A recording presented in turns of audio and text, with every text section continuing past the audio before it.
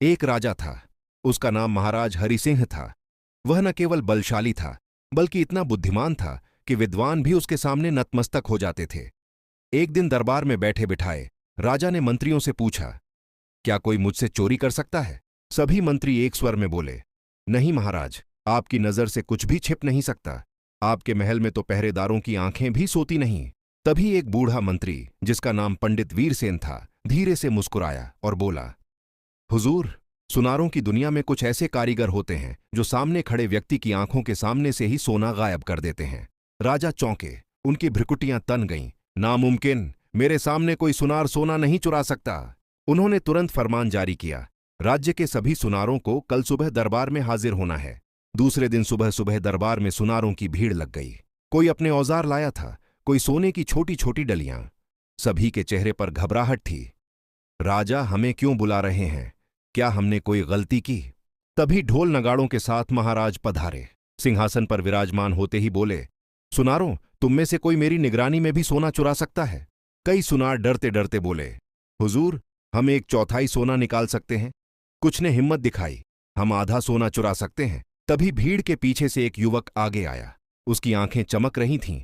उसने विनम्रता से सिर झुकाया और बोला, महाराज, मैं चमन लाल हूं। मैं आपके सामने रहते हुए भी पूरा सोना चुरा सकता हूं। दरबार में सन्नाटा छा गया। राजकुमारी चंद्रिका, जो पर्दे के पीछे से सब देख रही थीं, भी चौंक गईं। राजा ने गंभीर स्वर में कहा, चमनलाल, अगर तुम यह कर दिखाओगे तो मैं तुम्हारा विवाह अपनी इकलौती बेटी चंद्रिका से करवाऊंगा और राज्य का आधा हिस्सा तुम्हें सौंप दूंगा।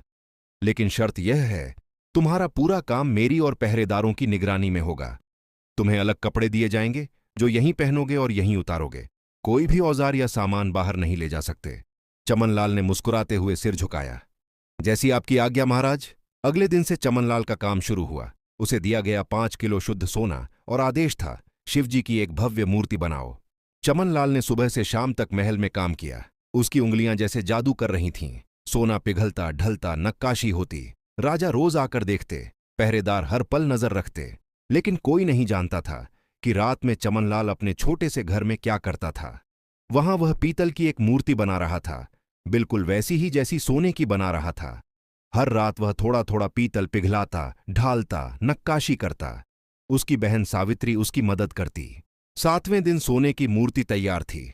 उसकी चमक देखते ही बनती थी। चमनलाल ने राजा से कहा, महाराज, अब इसे चमकाने के लिए ताजा दही चाहिए।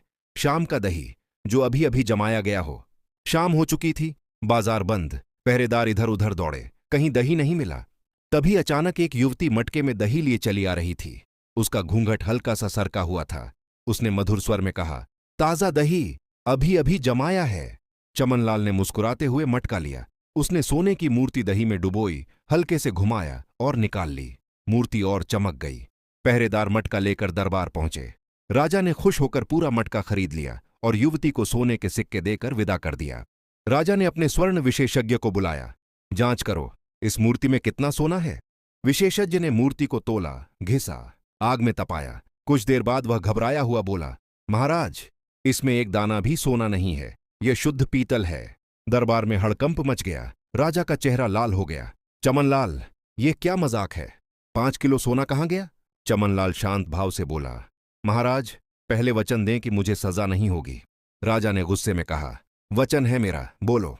चमनलाल ने विनम्रता से कहा, हुजूर, दही बेचने वाली युवती मेरी बहन सावित्री थी। मैंने रात में घर पर पीतल की मूर्ति बनाई थी, बिल्कुल वैसी ही जैसी सोने की। जब सावित्री दही लेकर आई तो मैंने दही के अंदर सोने की मूर्ति डाली और पीतल की निकाल ली। दही गाढ़ा था, मूर्ति छोटी थी। किसी को शक नहीं हुआ। आपने पूरा मटका खरीद लिया। सोने की मूर्ति अब मेरे पास है। राजा अवाक रह गए। फिर धीरे धीरे उनकी हंसी फूट पड़ी। वाह चमनलाल, तुमने साबित कर दिया कि बुद्धि तलवार से भी तेज होती है। अगले दिन धूमधाम से चमनलाल और चंद्रिका का विवाह हुआ। राजा ने आधा राज्य चमनलाल को सौंप दिया। चमनलाल ने सोने की मूर्ति को शिव मंदिर में दान कर दिया और कहा, सोना तो बहाना था, चतुराई साबित करनी थी। इस कहानी से हमें कई गहरी सीख मिलती है। चमनलाल ने न ताला तोड़ा, न दीवार फांदी। उसने सिर्फ सोच का दायरा बढ़ाया।